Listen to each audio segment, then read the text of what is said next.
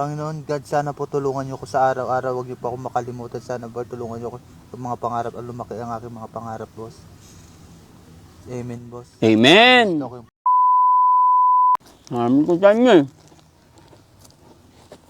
Konti lang ininom ni Chano dyan. Ha? Konti lang ininom niya. Bahala na. Basa na likod ko ba eh. Just moderate, boss. Moderate. Yes. Drink moderate. Drink moderate. Oh, boss. Drink moderately. Oh, boss. Too much dangerous to your health. Yes, boss. Yeah. Down just also, boss. But no one before, boss. Ha? Just no one before like this. Sige, kain ka na. Oh, boss. Just making lovers and for just strong, boss. To. Not for this yung us. To. Ano iniisip mo to? Music ko, boss. Just for lover bands, boss. Lubricants. Look for To. boss. Ano sana pangarap mo sa buhay? Ang magkabahay at saka magkabuilding, boss. Magkabahay, magka-building. Oh, boss. Engineer. Yes, boss. Nakapag-aral ka ba? Kapag-aral ako, boss. Hanggang saan natapos mo? High school and boss. One semerance, boss. Anong course mo? HRM, boss. Ay!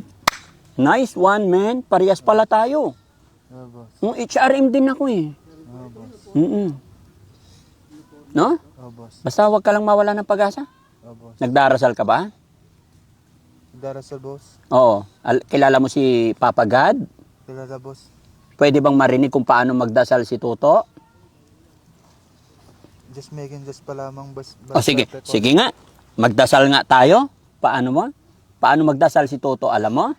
Oh, boss. Sige nga. Pakinggan nga ni Daddy Frankie. Just no one before like this, boss. Hindi, yung magdasal ba? Panginoon God, sana po tulungan niyo ko sa araw-araw. Huwag niyo po ako makalimutan. Sana po tulungan niyo ko sa mga pangarap. Lumaki ang aking mga pangarap, boss. Amen, boss. Amen. Looking forward, boss. At least mga kababayan, alam pa niyang tumawag sa ating Panginoon. Gaya ng aking sinabi, ano't ano man ang sitwasyon, kalagayan. Basta ito, pinaramdam natin yung pagmamahal, na painom natin ng tamang gamot, vitamins, tapos napakain, nakatulog ng maayos. Magiging maayos po yan. Kaya lang sa sitwasyon nakita ko mga kababayan, yung higaan niya talagang pahirap kasi kaliwat kanan may tali siya, tapos baluktot na lang. So talagang hindi siya makakapag-relax.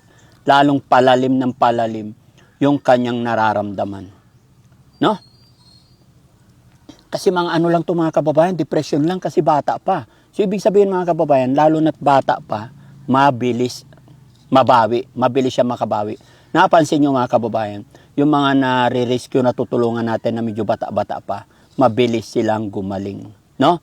Like Ate Lisa, si Dangdang, si Ate Nida, mga mababata, mga mababang edad pa, mabilis kasi matibay pa yung katawan nila.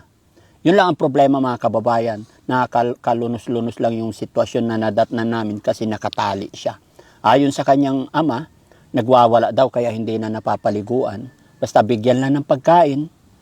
So, napakahirap. Hindi nga po niya nakatali, hindi niya mahampas yung langaw na nakadapo sa kanyang katawan. Kaya napakahirap sa sitwasyon mga kababayan, no? Asan na si tatay? Makausap sana si tatay. Si tatay, ha? Bakit ba ang layo ni tatay sa'yo? Takot ba si tatay sa'yo? Problem, boss. Also problem, boss. Also problem. Tay, dito ka lang. Usap tayo, tay. Paano po yung ano, tay? Doon natin ibabalik ulit. Wala ka bang mahanap na plywood, tay, na isapin para maayos yung higaan niya? Tapos, tay, yung higaan niya, pwede bang pagbalik ko dito, tay, na pataasan mo ng konti? Kaya, tay? Ha? Bakal, walang pandugtong. Hindi po. Yung kahoy lang po ba, tay? Para tumaas yung bubong niya. Tapos, opo. Kasi nahirapan siya nakayuko, tapos nakadikit. Talagang mainit po.